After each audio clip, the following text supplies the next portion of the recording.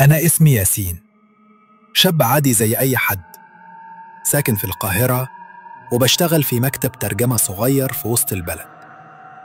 حياتي كانت ماشية بنظام وروتين لحد ما حصلت لي أزمة مالية كبيرة. اتخرب بيتي بسبب ديون متراكمة وإيجار شقة القديمة اللي معرفتش أسدده. بدأت أدور على شقة إيجار جديد بس في أي مكان رخيص. لفيت كتير وكل مكان إما غالي أو حالته تعبانة، لحد ما في يوم كنت ماشي في شارع قديم في حي من أحياء القاهرة القديمة، لقيت لفتي ورق متعلقة على باب خشب متهالك مكتوب عليها: شقة للإيجار، إيجار جديد، إيجار رمزي جدا. رقمته وقفتني. دخلت الشارع الجانبي، لقيت عمارة قديمة جدا باين عليها من أيام الملك، بس الوقفة بتاعتها كانت مرعبة، فيها طابع كده مش مريح. العمارة كلها غرقة في الضلمة والسلالم متهالكة. قابلت البواب، راجل عجوز جدا اسمه عم رزق، صوته مبحوح وكلامه قليل.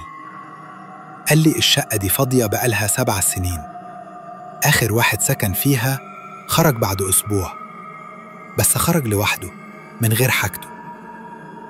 ضحكت ساعتها وقلت له: يعني إيه خاف؟ قال لي اللي يخش الشقة دي ما بيطلعش زي ما دخل. ضحكت أكتر وافتكرت إنه بيهزر أو بيخوفني عشان ما خدهاش، بس أنا كنت يائس وفعلا محتاج مكان. طلعت معاه. الشقة في الدور التاني، الباب لونه أسود باين عليه إنه اتركب جديد، بس الخشب قديم. أول ما دخلت حسيت بريحة تراب قديم، ريحة كأنها جاية من بطن الأرض. الشقة مكونة من أوضتين وصالة ومطبخ صغير وحمام، كل حاجة فيها باينة إنها قديمة بس متوضبة. الأساس موجود بس مفيش روح. لفت نظري أوضة على الشمال، الباب بتاعها مقفول وعليه قفل. قلت لعم رزق: الأوضة دي مقفولة ليه؟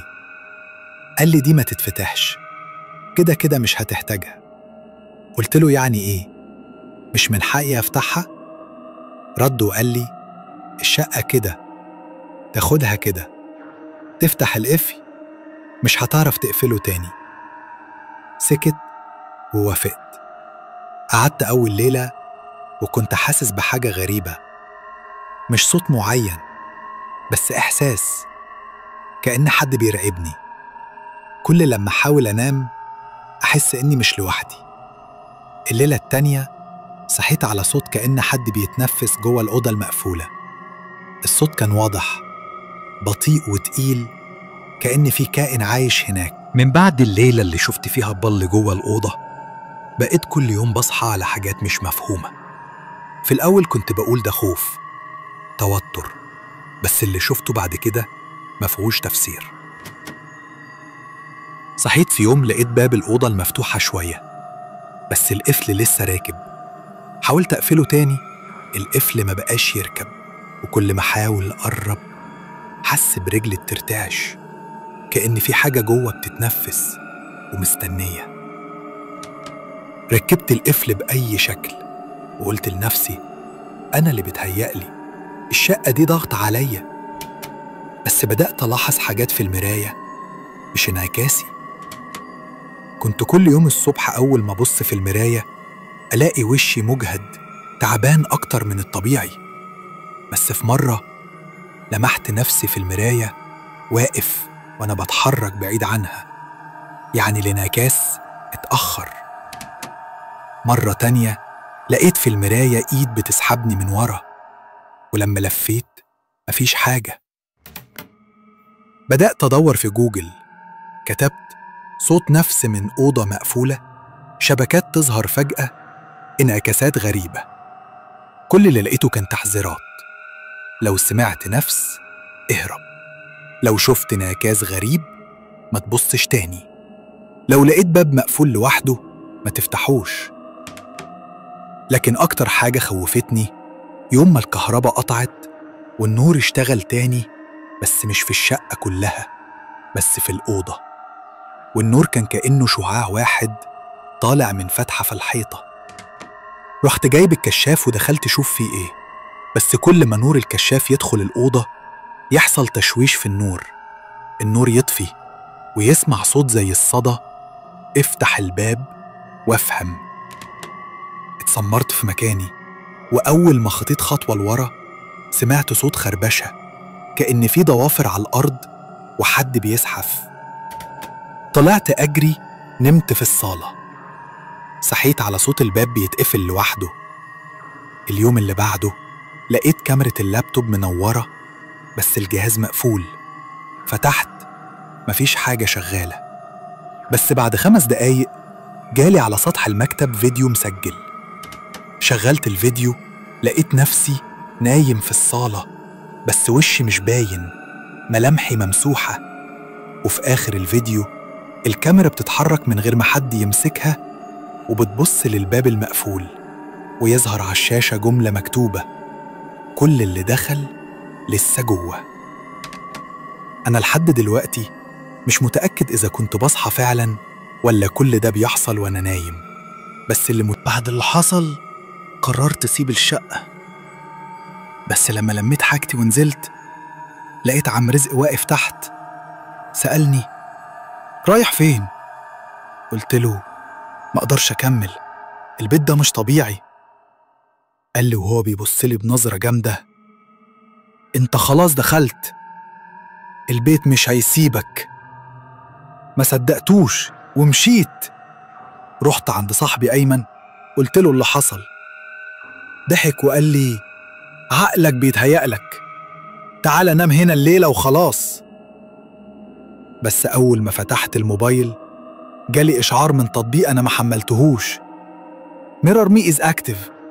Your reflection has been updated. دخلت الحمام وبصيت في المراية، لقيت انعكاسي بيبتسم رغم إني ما كنتش ببتسم. صرخت. أيمن دخل جاري، لقي المراية سليمة، بس أنا كنت متجمد وشايف حاجة جوه المراية، نسخة مني واقفة ورايا وبتتحرك ببطء. رجعت الشقة تاني، ما كانش ينفع أسيب ده ورايا. لقيت باب الأوضة مفتوح والنور جوه شغال، بس الدنيا كلها ضلمة، كأن النور ده مش نور، كأنه فتح العالم تاني. دخلت بخطوة، اتقفلت ورايا الباب. حسيت بإني اتسحبت، رجلي مش على الأرض، الهوا بارد بس النفس كان سخن بيلمس رقبتي من ورا. سمعت صوتي أنا بيقول: أنا كنت زيك بس قررت أدخل، دلوقتي أنت الدور الجاي.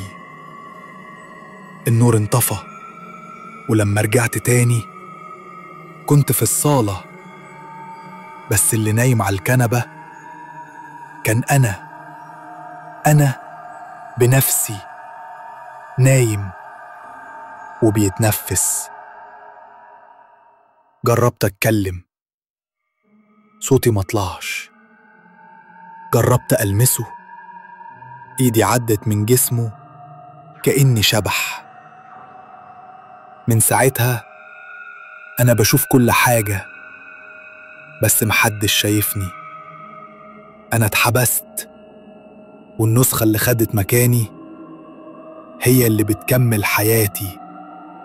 لو دخلت أوضة وبابها اتقفل وما قدرتش تخرج، افتكرني، أنا ياسين اللي دخل الشقة دي وما طلعش زي ما دخل.